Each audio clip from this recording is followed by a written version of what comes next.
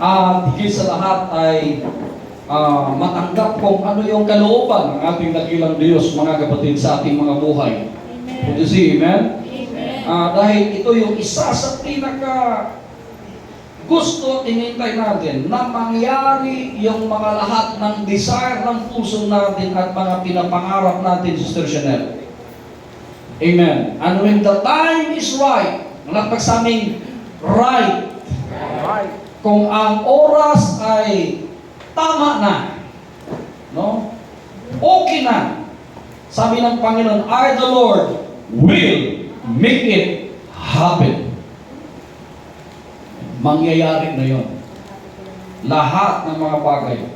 So ngayon, nasa faith stage tayo. Pag sinasabing faith, number 1 yun sa ating pananampalataya. Because faith comes by hearing of the Word of God.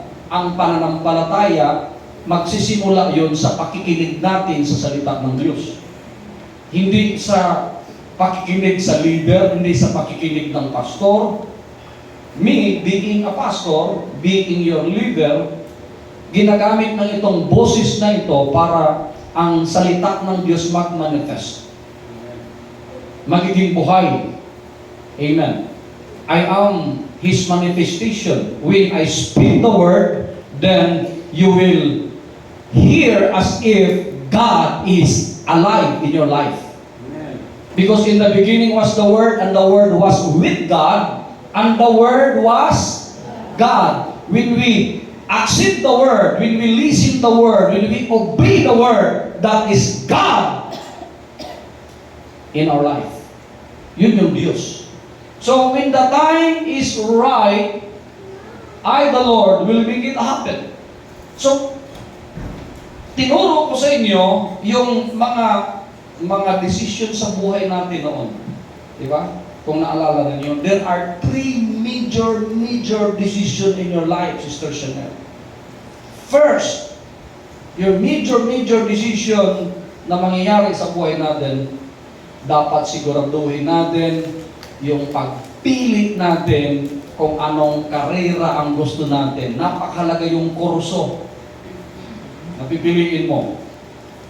Kaya nga ngayon, sa mga kabataan ngayon, mayroon na silang tinatawag na, anong tawag doon? Yung senior high, mayroon na silang kung ano yung kanilang strand, kung ano yung tatahakin nilang landas, kung para ba sila sa medicine, o para ba sila sa magiging magiging agriculturist ba sila, o magiging mga teacher ba sila.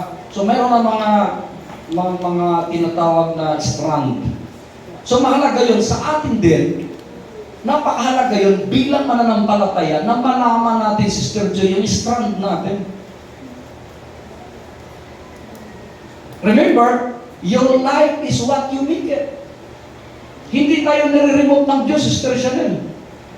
In fact, mayroon lang tayong guide. What is our guide? Our guide is His Word.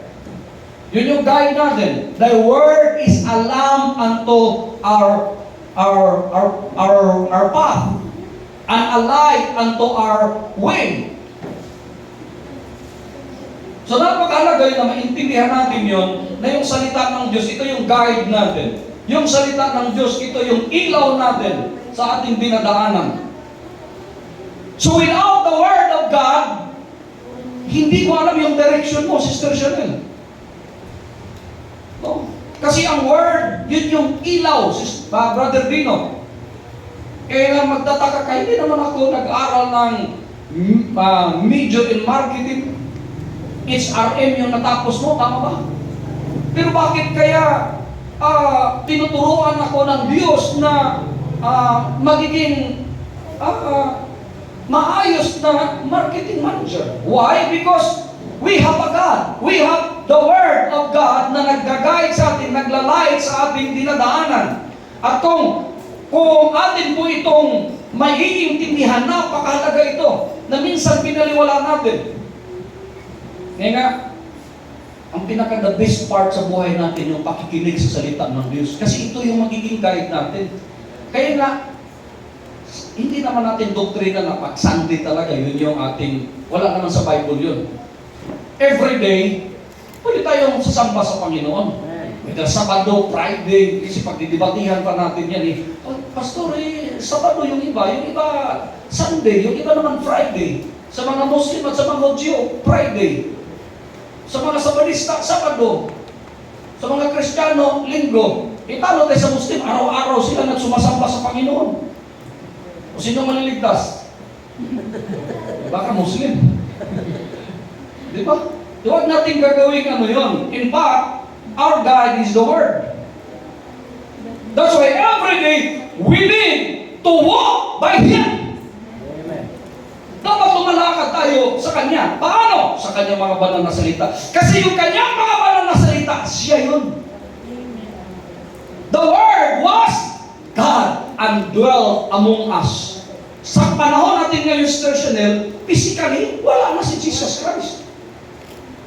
Paano natin mararamdaman kung saan si Jesus Christ? When His Word will be manifested. Kapag nagmamanifest ng kanyang mga banal na salita, kung sino yung umaawit dito ng mga salita niya ay hindi natin napapansin, pero yung inaawit natin salita pa rin yun. Galing sa Bible lahat yun. Amen. Habang mayroong nangangaral, nagtuturo, nagdi-devotion sa mga salita ng Diyos, lahat yun ay manifestation sa Kaniyang kabutihan, sa Kaniyang kapangyarihan. Yung Kaniyang mga salita. So, dapat panghawakan natin. Alam niyo, nagiging problema natin, hindi natin masyadong iniintindi yung salita ng Diyos. Kasi puro tayo, pinapahirapan natin yung sarili natin sa sarili. Kayo dito, lahat na lang, ginagawa natin, parang, sinabi na lang pang, not of your works, which you have done. Kahit gaano mo kasipag, Brother Jerome, without the guidance of the Word of God, walang mangyari yan. Magtataka ka lang, bumabagsak ka. Kaya pag may nagpapakounsel sa akin na magkakaproblema, sinasabihan ko, ito nagiging problema natin. Ang nagiging problema natin, lumalapit lang tayo sa Diyos kapag may problema tayo. Sorry ha. Pangalawa, nung wala tayong trabaho, wala tayong mga pagpapala, wala tayo, nangangako tayo sa Panginoon. Panginoon, pag pinapala mo ako, uunahin kita. Nung dumating na yung pagpapala sa atin, limot na natin. Nga, pag-aralan natin mabuti. Bakit kaya natin gumastos ng 1,000 pag kumakain tayo? Ito ano to? Real talk. Hindi ko kayo inaano ha? Bakit kaya natin bumunot ng pagkain 1,000, Brother Ronel? Pero pag para sa Panginoon, parang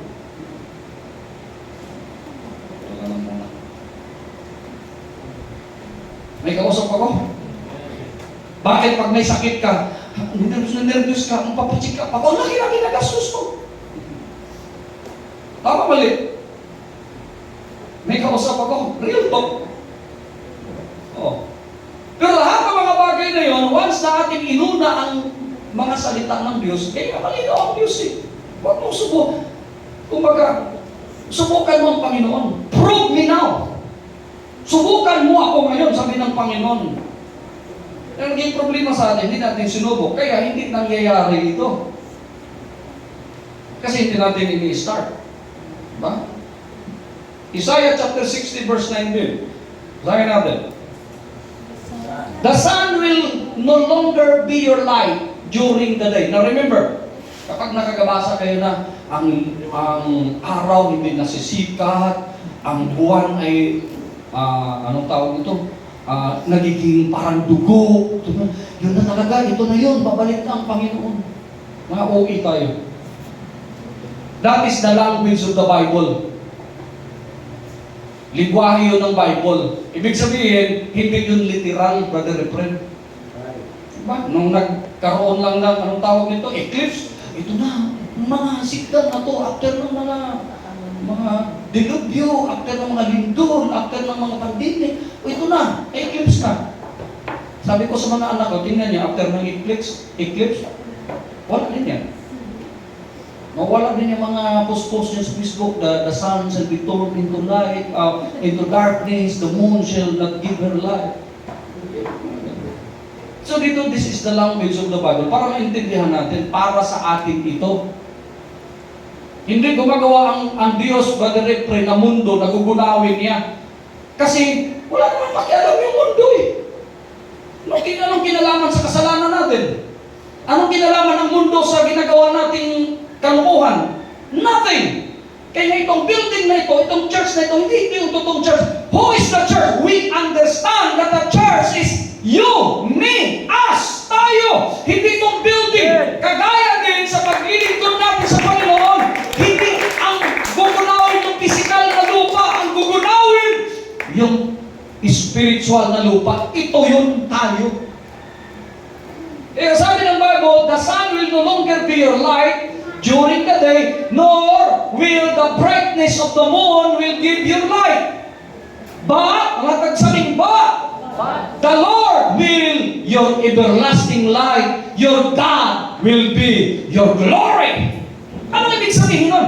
Gustong ipaunawa ni Isaiah, Prophet Isaiah, doon sa mga anak ng Diyos, na dapat hindi tayo didipindi, Sister Jenero, sa sarili nating kakayahan, sa sarili nating glory, sa sarili nating diskarte, bagkos dapat nating intindihin na ang glory, ang kapangyarihan, amen, ay magmumula sa Diyos at hindi po sa atin.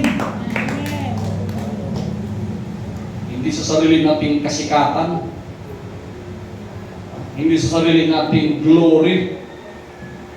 Kaya nga yung mga celebrity, ano mga tawag sa kanila? Mga bituin. Di ba?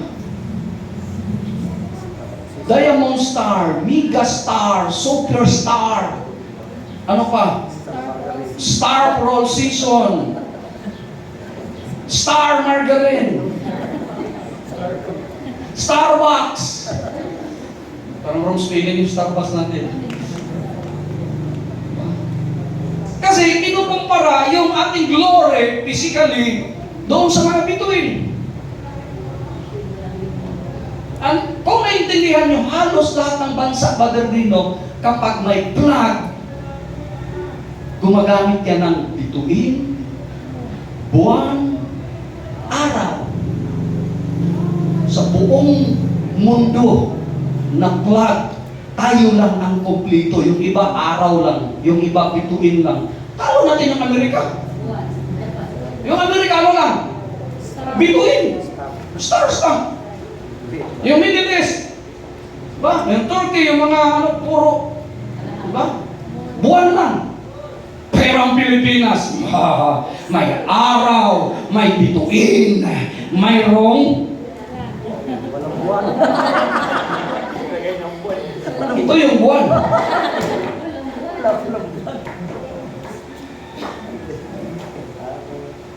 Pero at least, dalawa. Buwan at saka bituin. Sir. Bituin at saka araw. Iwan ko si Aguinaldo. Bakit hindi niya nilagyan ng buwan? Para kumpleto. Nahina din ko si Aguinaldo eh. Siya ang gumawa eh. So, our everlasting light, the Lord is our everlasting light. Siya yung ating walang hanggang liwanag. At ang ating Panginoong Diyos ay ang ating kaluwalhatian. Would you see amen? Diba? That's why Jesus said, John chapter 15, for without me, you can do nothing. Ito, makinig kayo mabuti. Ito real talk again.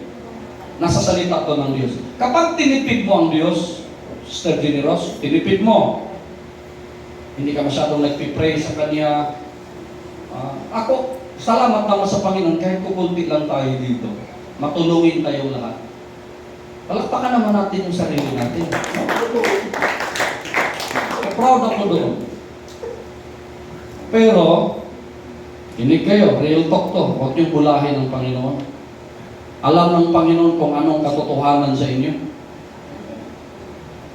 Brother Dino, hindi mo pwedeng mabula ang Panginoon. Panginoon bigay ko ng ano Hindi ba kulang, Panginoon? Dapat tama. Ba? Sa BIR, kapag nagsisinungaling ka doon pag dideclare mo, kausap ko nga yung mga kaibigan ko sa Canada, the more pala na malaki yung sweldo nila doon, halos kalahati yung tax per bar. Pero mas maganda naman yung healthcare nila, maganda naman yung buhay nila. Pero ganun nga. Meron nga sa kanila doon eh. Gusto mong ayaw magtrabaho, mabubuhay ka. Kukuha yung gobyerno doon ng hotel, doon titira yung mga homeless. Lalo na ngayon, sa Canada ngayon, ang daming walang trabaho. Magka-Canada kayo, maraming dami walang trabaho. Mabuti nga si Brother Louie ngayon, nasa Toronto, Canada, si engineer, tourist. Yan yung maganda, yan yung pinapangarap natin. Pupunta kayo ng ibang bansa, wala nang problema magtrabaho kayo, yung i-misinterpret ha. Pero mas maganda kapag pupunta tayo, Brother Ronel, sa ibang bansa, tourist. Namamasyal tayo. Diba? Mangyari yun! Paano mangyari yun? Kapag sinunod natin, totoo ang salita ng Diyos. Kasi once na binubulaw ang Panginoon, hindi mo kayang bulahin ng Panginoon. Verse 20, sahin natin. The sun will no longer go down. Bakit sinasabing will no longer go down? Kasi di ba pag sikat ng araw, aakyat yan tapos bababa. Akala natin noon, sa ating sariling isip ng mga bata pa tayo, akala natin Sister Shelley, gumagalaw yung araw. Tama, mali. Di ba? Yan ang lingkod ng araw. Pero sa science, naintindihan na natin, nung nag-aral na tayo, ng araw pala, nananatili lang. Di ba?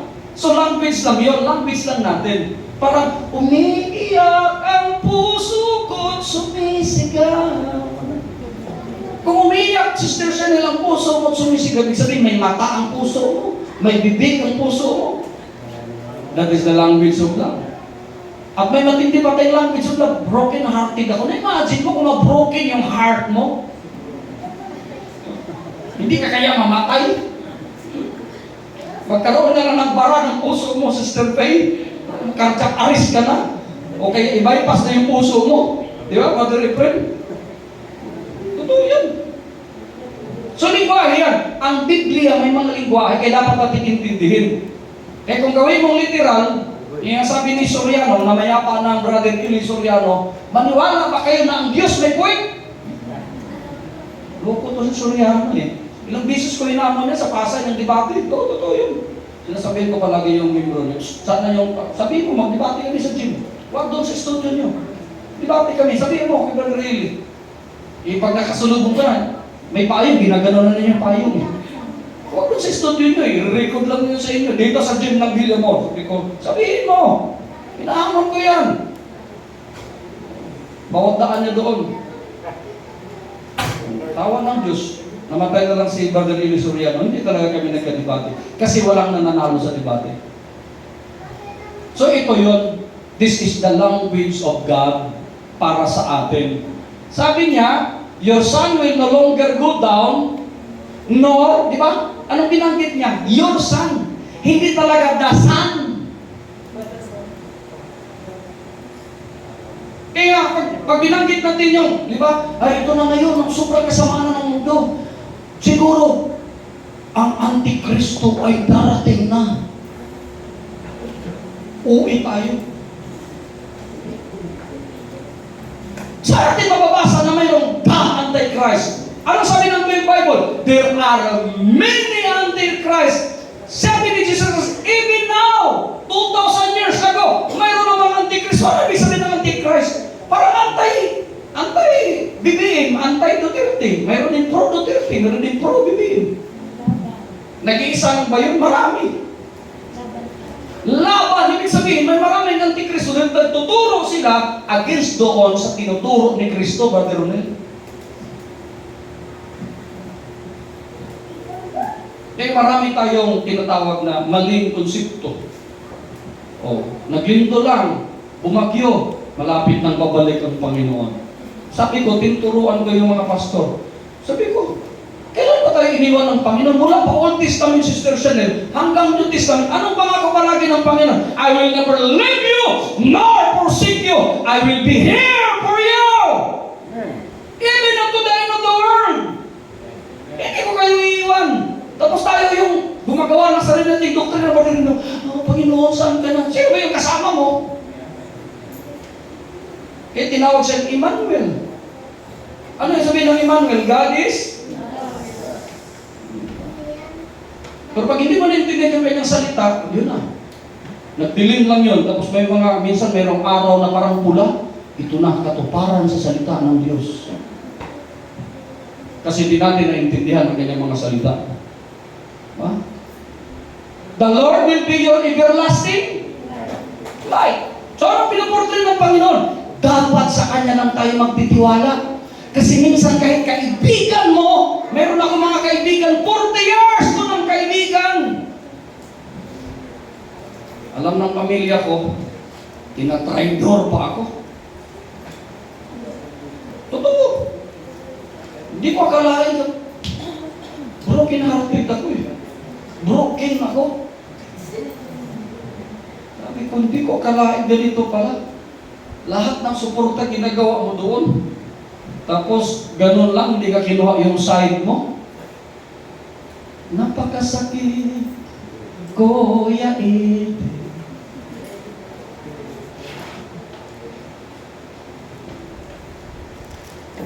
The Lord will be your everlasting light. And your days of sadness, wow, will be over! Bakit? Kasi nagtitiwala tayo sa Panginoon. Pero Sister Shane, kung hindi ka magtiwala sa Panginoon, kahit 10 yung boyfriend mo, hindi ka masaya. Tama, mali. Look at the celebrities. Look at the billionaires. Look at the millionaires. Ba, may yaman na yung mga celebrity ngayon. Mga magaganda, mga gwapo, mga abs. Kontento ba sila? No! Out of 100%, buti kung mayroong 5% dyan na matitino. Kaya anong dahilan? Iisipin mo ngayon, sana may abs ako, sana sexy ako, sana may pera ako, sana mayroon akong sports car, sana mayroon akong karir na ganito. Ma'am, sir, my dear brothers and sisters, hindi ka nang sukatan ng ating tagumpay at kaligayahan. Only God can give you an everlasting happiness. Siya lang kayo magbibigay sa'yo. Kasi kung gano'n ang sukatan natin, kaya kung makadipindi ka sa social media, may stress ka.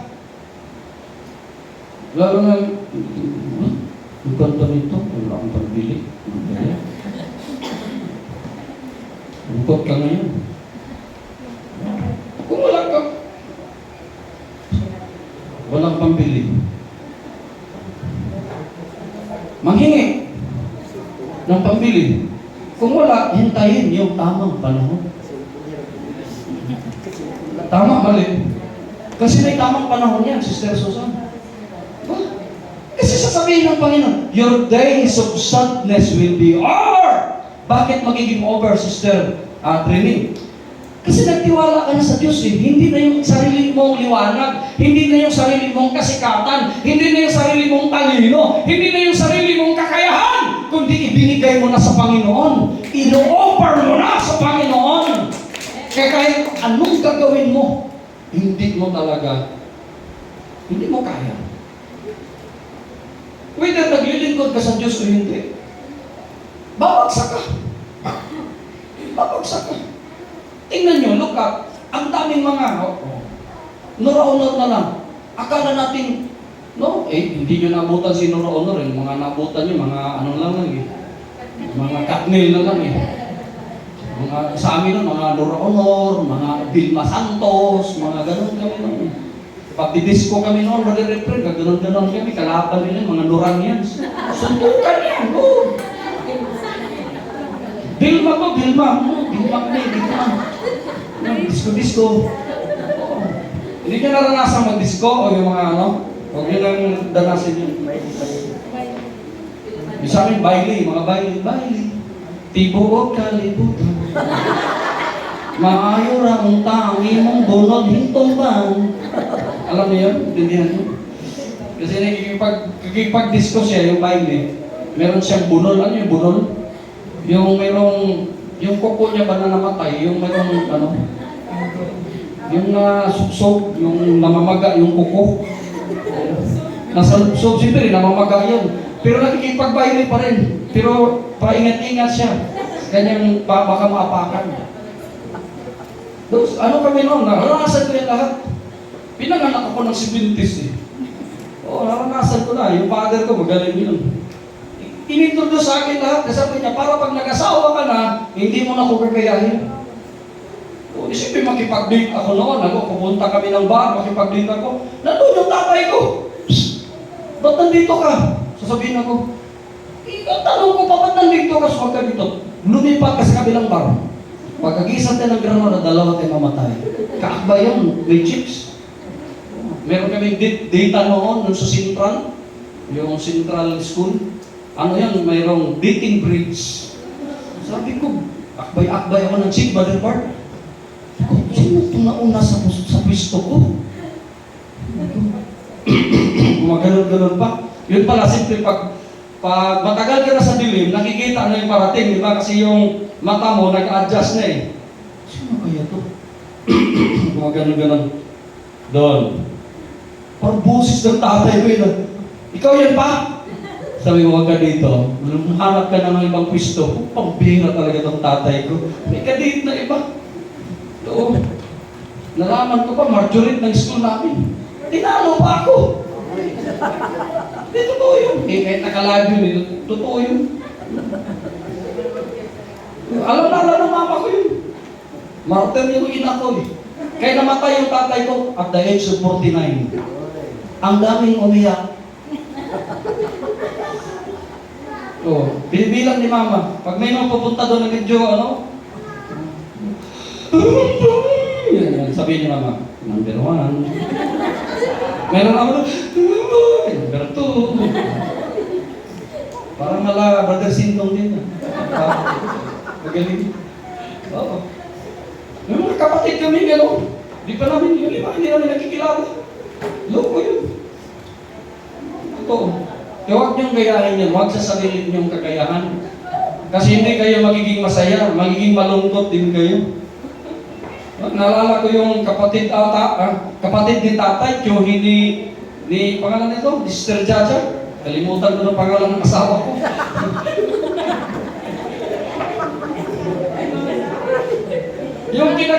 yung kinakasama niya, di ba?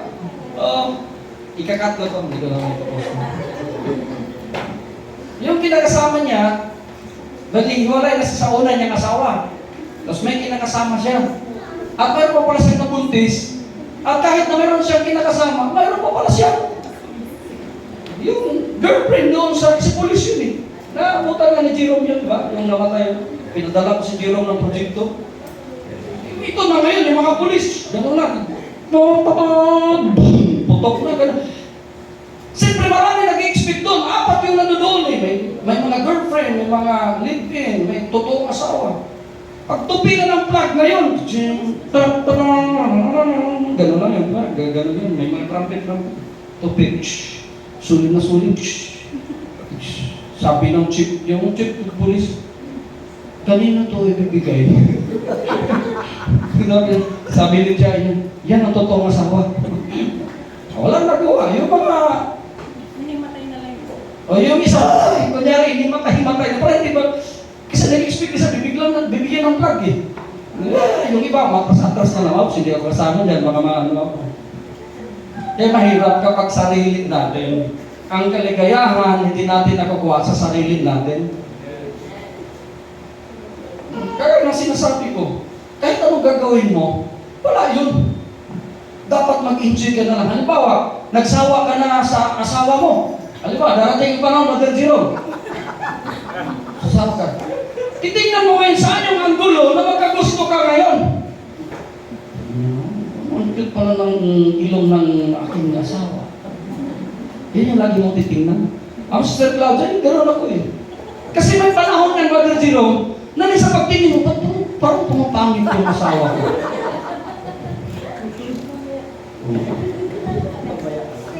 Sabi mo, maligo ka nga. Ligo ka, ligo.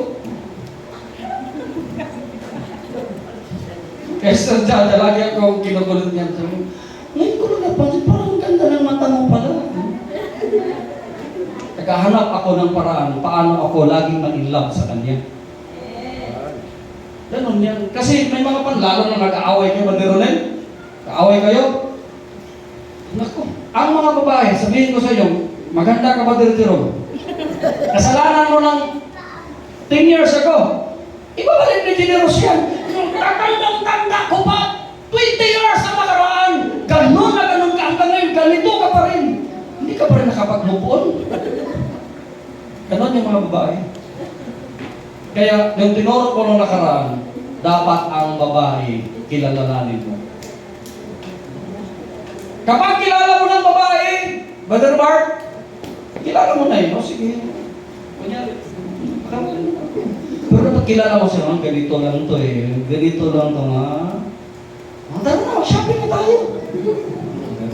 Pero ang problema, pag wala kang pag-shopping, tara mag-milk tea tayo. Milk tea na lang, milk tea.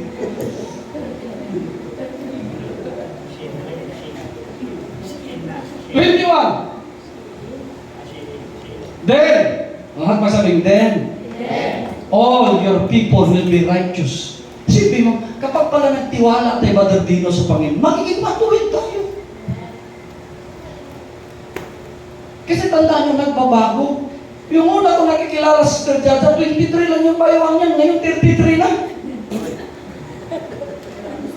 Hindi kung nakatingin ako sa physical, maghahanap ako lagi ng 23. Kilala ni Sister Brenda kung gaano kapayapot ni Sister Claudia noon. Parang dikit na yung bituka at saka likod eh. Oo, totoo. Yan, Sister Jaja, yung gano'n. Parang kala mo yung baga at saka dibdib, magkadikit naman. Yung balon-balunan at saka yung bulmaro magkakapatid. Sobrang payat ito tulay eh. Isipin mo yung reklamo ni Sister Jaja noon kasi ma-pride kasi ako, Brother Archie. Kaya kayo, kung may mga asawa kayo, pahintulutan nyo magtrabaho. Kasi ma-pride ako eh. Hindi ka magtatrabaho. Baka mo eh, magkaka-boyfriend na doon. Ano ako eh, yung, hindi naman ako sinuso, pero parang gano'n. Oo. Hindi ko pinano. Saglit lang nagtrabaho sa Makati yan. Nagtrabaho sa bangko, trabaho sa Nissan. Nung nag-asawa na kami, trabaho sa Makati. Pinahinto ko na. Sa awa ng Diyos. Grabe. Social kami. Pita na mayroong tuna. Tuna flavor yung pita. Oo. Ninanakaw pa naman yung adobo. Mayroon kami borders noon. Kilala mo yun? Yung si Ian.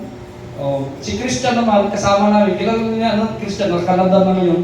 Kaya nga nung nakarang araw, hanggang alas 5 ng umaga, kwentuhan kami ng kwentuhan, 23 years ago. Pinag-usapan namin kung matagal-tagal pa ito, mukhang maabutan tayo di madaling araw. Ito naabutan nga kami. Hindi madaling araw. Hindi mo, maabot na kami ng Minduro, kung ano nung pinagkukwentuhan namin. Oh. Ganon ka hirap yung buhay namin noon. Nakikitira kami kay Labadero Ronel, kwento ko sa inyo. Pagkita ng Labadero Ronel, unan. Walang tintin, di ba? Labadero Ronel, walang tintin. Sabihin ko lang kay Labadero Ronel, Nel, sabihin mo lang ha, unan lang kami, talikod lang kami. So, gano'n kahirap. Oh. Kaya sabi ko sa mga anak ko, hindi nyo na naranasan ngayon. Kasi maliliit pa kayo noon. Naranasan na nila ngayon, may bahay na kami. Dati, Diyos ko po, santo. Ang hirap, pag nagbaha pa doon, di ba, Brother Ronel? Halos baywang.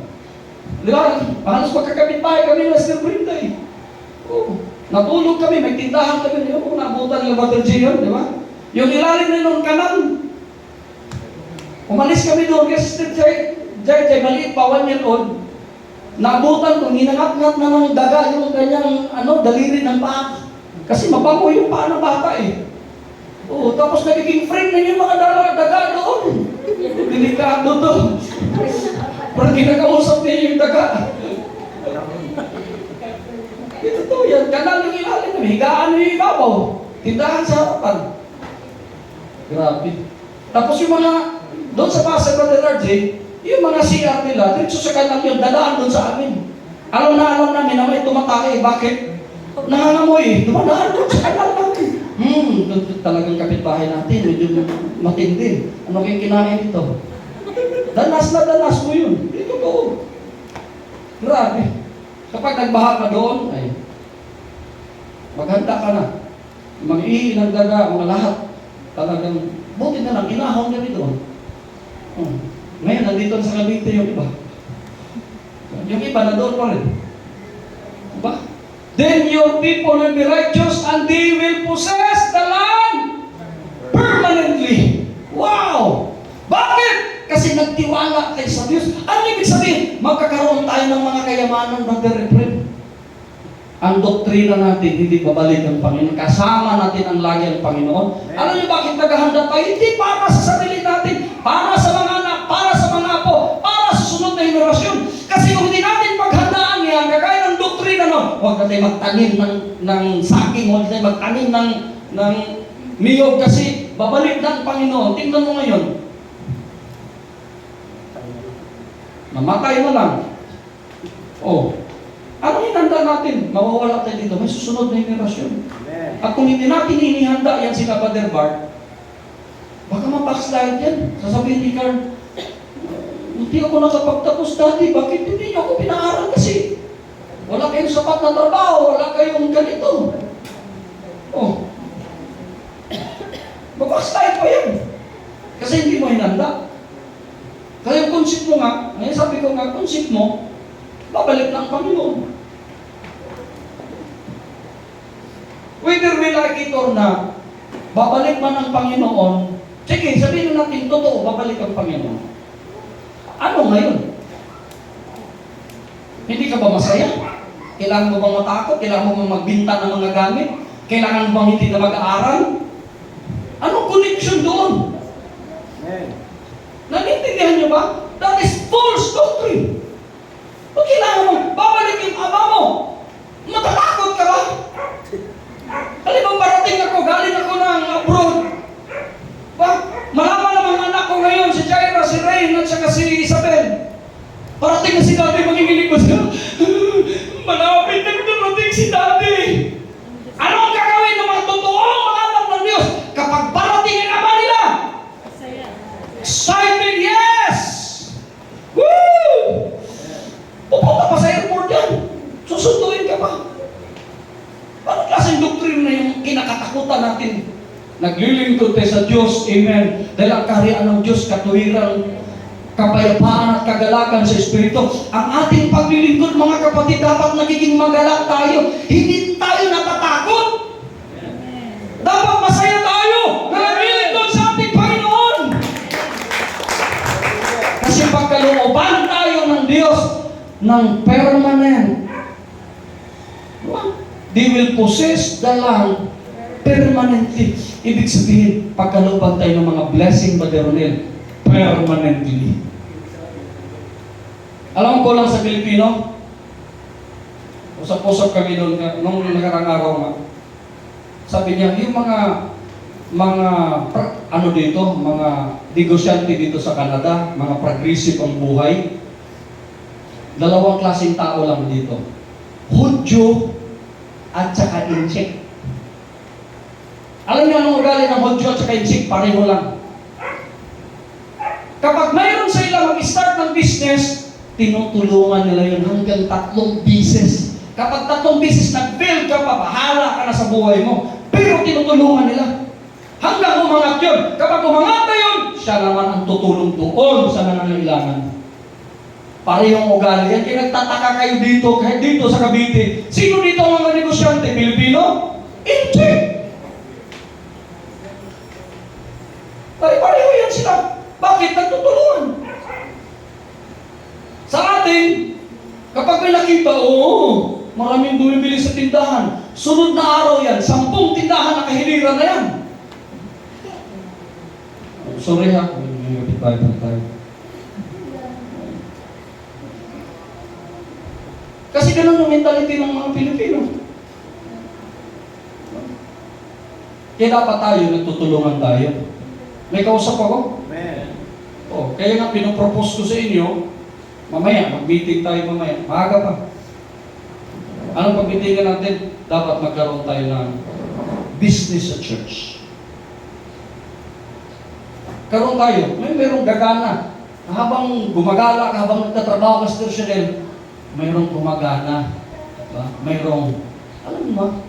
Mayroong tuloy-tuloy na nagsusuporta. Kasi ang trabaho, kaya gaano kang kagaling na Ronel, hanggang trabaho ka lang. Wala kang maangat sa trabaho. Pero pag nagdinegosyo ka, nag-start ka ng aangat ka. Ay, yung sinasabi ng Panginoon. They will possess the land permanently. They will be seedling I have planted and the honored work of my hands. Kaninong work? Sa atin o sa Diyos? Sa Diyos. Hindi sa sarili nating kakayahan, hindi sa sarili nating diskarte, bagkos ang Diyos magbibigay sa atin ng kaalaman, mga kapatid, para magiging manatili ang mga pagpapala sa atin, hindi dumadaan lang. Brother friend, alam mo, nakakalungkot, yung naranasan mo ng, alam mo, naranasan mo ng maganda yung sinasakyan mo, aircon. Tapos mawala sa iyo lahat, tapos mag-commute ka naman, parang gusto mo magtago niyan. Inabsorb ko muna eh. Ganda naman ang hammer natin. Para kung iangat na ako ng Panginoon, sanay na ako. Kasi ang Diyos, kapag nagagat ang Diyos, permanent yun. Amen. Kapag gumanon ka, hindi sa Diyos yun, madali friend. Lagi yung tandaan yan. Kapag gumanon ka, tapos, bang! Ibabagsak ka, ibig sabihin, diskarte mo lang yan, matatino. Hindi galing sa Diyos. Kasi ang linaw, magiging permanent yung mga ari-arian natin, yung seedling na tinatanim natin, at sabi niya dito, the work of my hands. Kaninong gawa yun? Hindi sa atin. Gawa sa kamay mismo ng Panginoon. That is spiritual. May kausap ako. Verse 22. And the smallest of them will become a family. Sa simula, si Brother Jerome lang o si Sister Generous lang. Nagsimula kayo lang, hanggang nagiging pamilya. Tama, mali? Ha?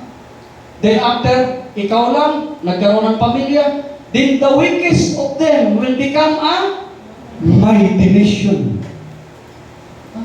Parang iniisip natin na we are weak, wala tayong magagawa, pero kapag ang Diyos ang ating sinusunod, gagawin tayong parang malakas na bansa, powerful nation. Bakit? Kasi ino-honor natin ang Panginoon. Amen. Nirecognize natin ang Panginoon sa ating trabaho, sa ating negosyo, amen, sa lahat ng mga bagay. Dapat i-recognize natin ang ating dakilang Diyos. We will give Him the highest honor, the highest respect, amen, the highest thanksgiving. Ibibigay natin sa ating Panginoon. Hindi natin ititik ang glory, hindi natin ititik, mga kapatid ko, na tayo ay magaling. Dapat ibinibigay natin sa ating dakilang Diyos. And then, at the right time, lahat nagsabihin, at the right time, hindi ka pwedeng mag-aawit, Sister Jeannie. We have a right time at, ano ba? We have a right love at a wrong time. Napakasad naman nun. Na-in-love kayo, tapos hindi na pwede, bakit? May asawa na kayo pareho. Bakit hindi mo hinintay ang tamang panahon?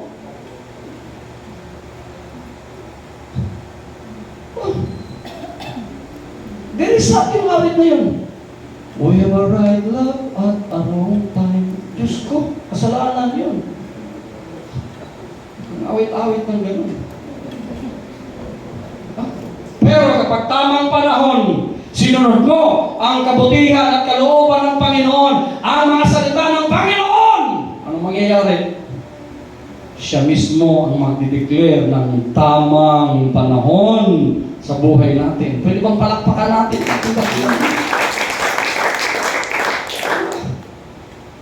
Ang lino, at the right time, I, the Lord, will make it happen quickly. Ano yung quickly? Agad-agad! Gagawin ko yan. Pero dapat sundin natin ang ganyang kalooban. Huwag tayong magmamadali. Bakit? Ang nagmamadali, magkakamali. Kaya nga pinaplano. Kaya nga kasal pa pinaplano.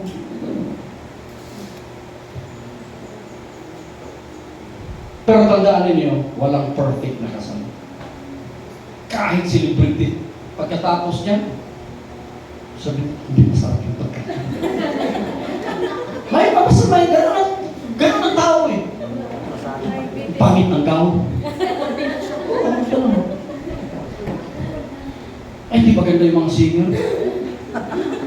Ay, kalbo yung nagkakasal. Ay, nadamay pa ako. Lahat pala kami mapupunan yan. Kaya, kung maaari, kapag kinasal kayo, yung mga importante, tao lang sa buhay mo, pamilya. Try nyo yun. Invite nyo. Kasi dito sa atin, problema, buti kung taga Batangas tayo, o kaya ano ba ba, Batangas, mga Ilocano, o mga Pampangan. Dito sa Cavite, dami ko nang kinasal dito. Hindi masyado silang ano. Yung pag Batangas, mga Ilocano, Kapampangan, kung pwede pala 10 bisis ka magpakasal, milyonaryo ka. Oo, totoo. Mag-milyonaryo ka. Kasi dito, bisperas pala ng kasal, mayroong sabit-sabit na. Sino taga Batangas, Ere? Batangas si Ate Brenda. Pagkasal, gano'n din. Sabit-sabit yan. Si Ninong Efren, magsabit na, tatawagin niyang ngayong pangalan. Oo. Mahiya ka naman magsabit ng 5,000, una nagsabit 10,000. Oo. At babasahin pa, si Ninong Efren, ang binigay ay 3,000 lang. Hiya ka nga. May bigyan mo ng pata ng baboy. Isang patang baboy yan.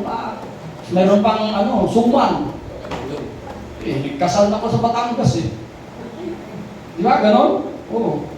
Pero hinahanda naman nila nagkakatay ng baka, baboy, kambing, lahat na. Pati yung nanay niya, pinatay na nila.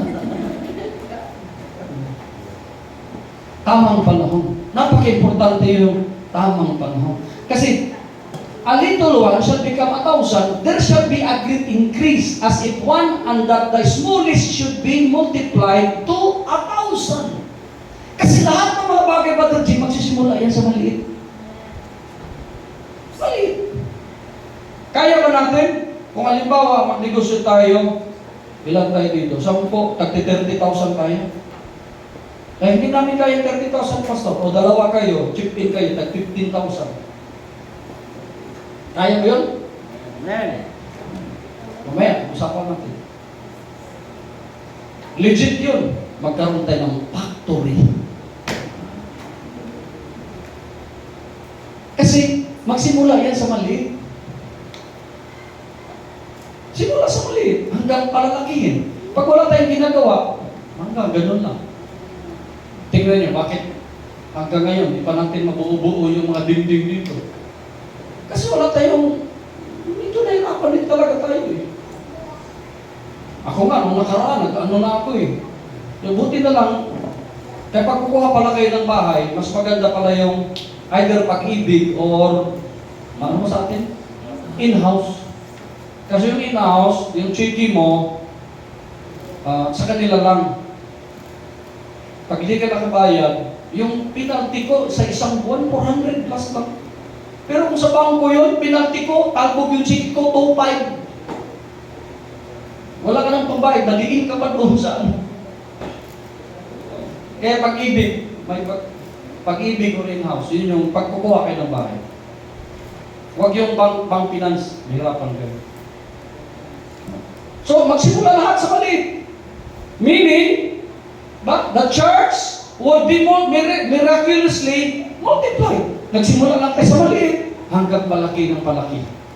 Imagine mo ngayon, sa awa at biyaya ng Diyos, mga kapatid, ilan na yung hawak kong mga pastor? Ang dami na, pati sa abroad. Kasi ngayon, ako yung isa sa naging founder, alam niyo naman yun. Isa ako sa nagiging, ginamit ng Panginoon. Baka abot ng 1 taon, mag-1,000 na yun. So, nagsimula lang tayo sa maliit. Ikakalain ko ba, nagagamitin ako ng Panginoon? Ba? Mag-isa lang ako at magiging 1,000, brother friend. A little one shall become 1,000. Bakit? Kasi hinintay natin yung tamang panahon para sa Panginoon. Ganun ang church. Parang tinitingnan nyo parang wala lang tayo, pero darating ang panahon, lalago tayo sa pangalan ng ating Panginoon. Pwede bang palakpakan natin? At the right time, ano sabi? I, the Lord, will make it happen. At the right time. Anong hintay natin? Yung tamang kalooban ng Panginoon. Balikan ko, ano yung 3 bagay na dapat desisyonan natin sa buhay natin? Una, pagpili mo sa karir mo, kurso na kukunin mo, trabaho na gusto mo. Dapat kapag pinasok mo yung station, mahal mo. Hindi yung napipilitan ka na, ito na lang, wala nang ibang trabaho. Dapat mahal mo yung papasukin mo. Kasi kung hindi mo mahal yun, hindi ka mag-enjoy, may stress ka lang. Pangalawa, pinakamagandang gagawin mo, dapat tama at hindi ka magkamali sa pipiliin mo maging partner sa buhay mo, Sister Chanel. Kaya pinag-pray mo yan. Kaya ang last, ano yun? Dapat kalooban lahat ng Panginoon. Amen. First and last yan. Dapat magpipray ka, Panginoon, anong kalooban ko? Kukuha na ako ng kurso, ganito ang gagawin ko. Dapat kalooban ng Panginoon. Una yung kukunin mo. Pangalawa, kapag kayo talaga, kayo. Pero kapag hindi kayo, kaya sabi ng Biblia, kapag pinag-isa ng Diyos, walang sino man ang makapag-ihiwalay dyan. Pero pag feeling nyo lang, konting problema lang, hiwalay na kayo, madurudin. Pero pag ang Diyos ang nag-isa sa inyo, kahit anong pagsubok, kahit anong problema, kahit anong sitwasyon sa buhay, hindi talaga kayo magkakahiwalay. Magkahiwalay man kayo. Kami Mr. Jate, naghiwalay rin kami yun eh. Umiyak-iyak sa akin yan. Ano sa akin yan? Hindi, kabaliktaran. Sa lahat ng babae, sa dinami-dami ng aking minahal, panandalian lamang at di nagtagal, si Claudia lamang. Siya ang nagpaiyak sa akin. Sobrang inis ko. Inis mo na. Hiwalayan ako, nakabullo na ako. Patay, maghiwalay, hindi ako papayag, pambihira ka. Oo, totoo. Hindi ako muna, hinawakan ko yung ng MRT, Sister Brenda, muntik maputol eh. Hindi ko naman kasalanan may mga magtitext pa rin sa'yo, Brother Bart, na kahit na. Hindi mo kasalanan yun eh. Dapat intindihin niyo yung mga babae yun. Buti kung ikaw nag-text. Brother RJ, kung ikaw nag-text, mahuli ka ni Faye, mag-explain ka na. Explain ka na. Pero pag hindi ikaw nag-text, hindi ikaw tumawag, eh siyempre, yung babae, gano'n naman talaga, nagagalit. Sino itong nag-text sa'yo? Hindi ko alam. Oh. Ipag-iwalay ni Mr. Jada naman, Sobrang kiniscope. Yung, alam niyo yung Greenwich? Yung Greenwich, di ba ano yun? Parang alambre, yung kanilang number. Habang nag-uusap kami, ginanon ko yung nung tinanong, number 27, 27, nagiging 0 na. Kaya hindi maganda. Diba? Dapat, minsan yung galit natin. Ayusin natin yung galit natin, emosyon natin. Pero dahil kami, wala siyang magawa. Kahit 20 pesos lang, Brother RJ, yung pera ko, pakasal sa akin. Ayaw na niya mawala ako sa buhay niya. Oo. Ayaw na niya. Hindi niya alam nun, kulot yung buhok ko, tinatago ko lang yung noo ko. Pag hangin, ginaganon ko ganyan. Nung nag-asawa na kami, ginaganon-ganon yung buhok ko. Sabi, ang lawak na pala. Wala nang magawa, kasal na kami. Galing ako noon. Strategic ba yung ginagawa ko? Kulot kasi ganyan kayo sabi yung buhok ko. Pag kulot, yan, mag-ingat ka natin. Pag ano na yan. Buti na lang, kasal ka na. Wala na maga si Angie yan. Pag mga kulot, wala ka talaga magagawa. Pag ano yan, tingnan yung mga negro. Yung mga kulot yun. Pag ano yun. Pero kung sakali magkaganon na, sumuko na kayo. Gumaya na kayo sa akin. Kasi wind is your greatest enemy. Yung hangin yung ano mo, kaya mag-wig ka, baka matanggal bigla. Hangin ang pinakamatindi mong kalaban yan. So at the right time, lahat sabing right time! Right time. Bakit di naman naman Sister Generous at saka si Brother Jerome? Nahiwalay na yan. Nagsaulian na. Sabi nga ni Sister Brennan, sauli ni Sister Generous yung helmet ni Jerome. Bakit tayo magawa niya Sister Brennan? Pero nanalangin ako. Isang araw. Buti na lang yung pastor niyo, yung mayroong initiative. Sabi ko kay Brother Jerome, Brother Jerome, pwede ka bang sasama sa akin sa Tagaytay? Sige, pastor. Punta ka dito sa bahay. Sabi ko, Sister Generous, Jen, punta ka dito sa bahay. Meron ako sasabihin sa iyo. Iwalay na siya, ayaw na mag-usap eh. Kahit na nagbibidyo kami na sa awit na si Chanel ng mga love song talaga na pangmatinding love song. Hindi sila nagpapansinan, gano'n. At the right time, wala kami doon. Walang tao sa bahay. Oh, nandoon pala si Gardino. Biglang pagdating ni Brother Gino, pagbukas, mulatan sila gano'n. Ping! Bumalik yung ano. Oh, giliw ko. Miss na miss kita. Para makaluman na yung miss na. Sindiyan na kayo, yun yung alam ko eh. Hindi ko alam yung mga bagong awit ngayon eh. Oo. Asawa ng Diyos, kinamusta ko. Kumusta? Sabi ni Brother Gino, sit up mo ko pastor, dito ko last step. Wala naman ka. Ngayon. At the right time. Ganun lang yun. Ha? May kausap ako. Oh, Sister Jim at saka si Brother Kim. Sa totoo lang, Jim, ano tikoter rito niya kay Kim? Hindi ko totoo. Lahat na lang pag may mga dalaga doon, Kim. Ano to? Ininirito ko yan.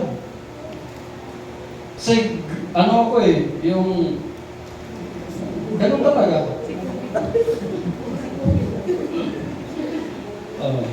Kaya nang nakita ko, in-invite ka doon sa Hearts Day ba natin yun? Anniversary, oo. Tapos, in-invite ko pa ito, marami ko sila eh. Ang katrabaho mo, hindi ko nga alam sino ba dito, Ken? Hindi ko, pastor, namimili pa. Pili na si Ken. Pag-pray mo yan. Pero tingnan mo, dahil sa kalooban ng Panginoon, ganun lang yun. Kalooban ng Panginoon. Brother J, di ka magligtas, Brother J. Naririto, simple mo naman. Nagkaroon ng girlfriend si Brother J. Hinustage namin yun. Pinapupunta ko yung dati niya. May asawa na rin yun. Bakit sa'yo meron? Sa'yo meron? Sino na kasama ng ating ano? Sino na kasama ng ating family camp? Di ba? Yung family camp sa Marimbes, yung alam yung istorya nun, di ba? Niluloko pa nga nila ako kasi gumulong yung ano eh. Yung nagiging karibal ni Gino. Gulong, parang hinukaya nila ng ano. Pa, biglang gumulong. Ito na, gulong na. Pero tingnan mo naman, nang nakarating si Brother J ng Singapore, hindi niya alam yung pinto ha. May mga nakarating ng Singapore dito. Akala nyo lang, si Brother J, sino ba? Akong sa si Tonton, di ba? Sa Singapore yung mga yan. Singapore, Malaysia. Oh. Biglaan lang yan at mayroong nakikilala. Kasi gano'n yun, at the right time. Ito malinaw. Isaiah 60 verse 22. At the right time, I, the Lord, will make it happen. Ngayon, inisip mo bakit ang hirap ng buhay? Mag-pray ka lang, magpatuloy ka lang maglilingkod sa Panginoon. Magpatuloy ka lang magpagamit sa Panginoon, i-recognize mo siya. At sa tamang panahon, ipagkaloob ng Diyos ang iyong desire ng iyong puso. Ibubuhos din ng Diyos ang kanyang mga pagpapala sa iyo. Sa ngayon, sino nakaalala noon? Yung ko sa Pasay o doon ko pinipreach yun doon sa ano? Doon sa Karisa pa tayo noon. Sabi ko, balang araw, darating ang panahon na halos bawat isa sa inyo magkaroon kayo ng sasakyan. At kapag kayo may mga sasakyan na, ako naman ang bibili. Kaya bilisan nyo lahat na magkaroon kayo ng sasakyan para bibili na ako. Oh, halos naman siguro kayo lahat na, okay na no? Okay na? Bibili na ako. Sana kayo lahat na. Ganun yun. Kasi pag i-declare natin at sinusunod natin ang kalooban ng Panginoon, sa tamang panahon, magkakaroon tayo ng pagpapala. Huwag ka lang huwag ka lang nakakaras. Oo. Huwag mo lang ilaway ang Panginoon. Kapag mayroong hindi pagkakaunawan, idalaway mo agad ang Panginoon. Wala mong kinalaman ng Panginoon. Mas lalo ka pang maglilingkod sa Panginoon. Bakit? Kasi nasaktan ka eh. Saktan ka. The more na masaktan ka, maglingkod ka sa Panginoon. May sorry kapag mayroong mga ako nagpapakounsel sa akin dito, pakagalitan ko eh, Pastor, hindi mo na ako magsisimba. Anong dahilan? Ba't mo dinama yung Panginoon? Mo idama yung Panginoon. Paano pag mamatay ka, bigla na lang masagasaan. Idinamay mo ang Panginoon, pagdating ng Panginoon, anong kinamatay mo? Nakasagasaan ako ng pison. Bakit? Hindi kasi ako nagsimba eh. Bakit? Kasi nagtampo ako sa anak ko, nagtampo ako sa kaibigan ko, nagtampo ako sa mama ko, nagtampo ako sa asawa ko. Huwag damay. Kasi ang Panginoon, siya yung ating dapat nalapitan, hindi ang ating glory. He is our way, He is our direction. Siya ang ating direction. Kapag kumapit tayo sa Kanya, magkaroon tayo ng tamang daan, hindi dating daan. Tatayo tayo lahat, mga kapatid. Purihin ang ating nag-iisang Diyos na buhay. Amen.